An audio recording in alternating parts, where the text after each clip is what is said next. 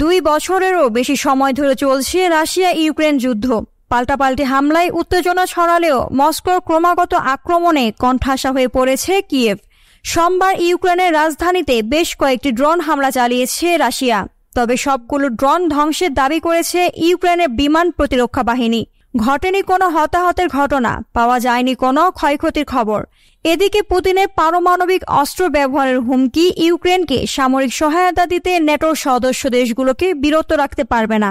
সোমবার এক সাক্ষাৎকারে এ মন্তব্য করেন ন্যাটোর মহাসচিব জেন্স স্টলটেনবার্গ। তিনি বলেন, পুতিনের হুঁশিয়ারি ন্যাটোর জন্য কোনোভাবেই বাধা হতে পারবে না। এরই মধ্যে যুদ্ধবন্ধে পরিকল্পনা নিয়ে মার্কিন প্রেসিডেন্ট জো বাইডেনের সঙ্গে বৈঠক করেছেন ইউক্রেনের প্রেসিডেন্ট ভলোদিমির জেলেনস্কি। আলোচনা করেছেন আসন্ন মার্কিন নির্বাচনে 2 প্রেসিডেন্ট প্রার্থীর সঙ্গেও। আদায় করেছেন সাহায্যের প্রতিশ্রুতি। তবে সোমবার এক ভিডিও বার্তায় ইউক্রেনে কাঙ্ক্ষিত লক্ষ্য অর্জন না হওয়া পর্যন্ত আক্রমণ চালিয়ে যাওয়ার হুঁশিয়ারি দেন রুশ প্রেসিডেন্ট ভ্লাদিমির পুতিন।